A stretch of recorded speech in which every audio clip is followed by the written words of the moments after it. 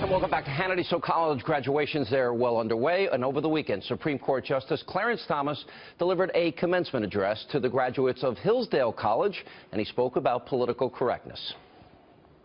I admit to being unapologetically Catholic, unapologetically patriotic, and unapologetically a constitutionalist. Today, of course, there is much more focus on our rights as citizens and what we are owed. It is not often that one hears of our obligations or our duties as citizens, unless, of course, there's talk of our duty to submit to yet another new policy being suggested or proposed. Do not hide your faith and your beliefs under a bushel basket, especially in this world that seems to have gone mad with political correctness. All right, here with reaction, former 2016 presidential candidate Dr. Ben Carson. He's also heading up Donald Trump's, well, I guess, effort to vet some of the VP candidates. How are you, sir? I'm doing very well, Sean. I'd say three things. The one thing that you, Clarence Thomas, and Donald Trump all have in common is you just are iconoclastic. None of the three of you are politically correct, right? Well, as you remember, during the 2013 prayer breakfast, I talked about political correctness and how it was destroying our society. And you think about all the people who gave so much to provide freedom of speech and freedom of expression for us, and here we are in the process of throwing it away. They would turn over in their graves. Yeah, that's such a good point. Tell us where we are in terms of the VP. You said that there were about 5 names you knew of on Donald Trump's VP list. Number one, are you on that list? Well, first of all, I should clarify that. The reporter was saying there's this survey, and it talks about the people that people think should be vice president. And he threw out a bunch of names, and I said, yeah, all of them, it doesn't matter. Because I said, I'm not going to go through and say this one's on and this one's off. So that's the context.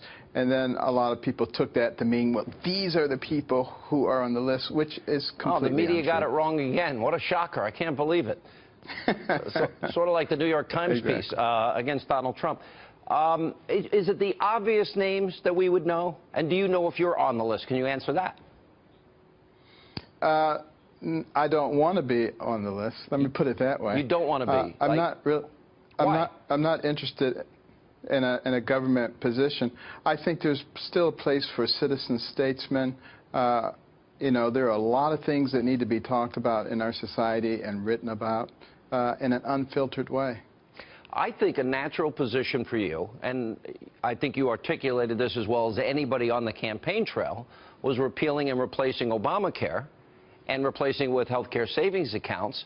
If Donald Trump were to ask you to head the Health and Human Services to get that done, would you say no? I would be very happy to help with that process. I've already outlined and had it analyzed, the program on how to do this. We can do this. We have the money and we have the ability, so it can definitely be done. Yeah, all right, so I'll take that as a maybe. Fair enough. Let's talk about how the media and the hit piece. We started the program out talking about, okay, the New York Times, which has a lot of lawsuits against them over issues involving race and gender and age, how they're now trying to smear Trump, and some of the people interviewed for their piece say their words were taken out of context purposefully. How do you interpret that? And is this the way you see the campaign going? Is that the Washington Post appoints 20 people to investigate every aspect of Trump's life? Well, what are they going to do on Hillary Clinton's life? Well, I'm certainly familiar with the media taking things out of context and turning them around to fit their agenda. I'm very familiar with that.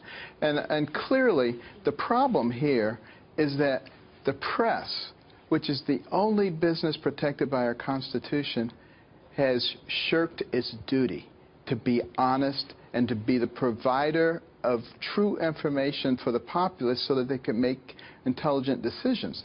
Because they've done that, they've distorted distorted or had a big part to do in distorting the process. It means now that the people must go out and search these things for themselves, and unfortunately, a lot of people aren't willing to do that. You see that when Jesse Waters goes out and does the man-on-the-street interviews. People have no clue what's going on. Listen, I've been doing those for years on radio. Nobody knows who the vice president is, which is sad, but it's entertaining. And the other side is because you can't believe the answers that people come up with.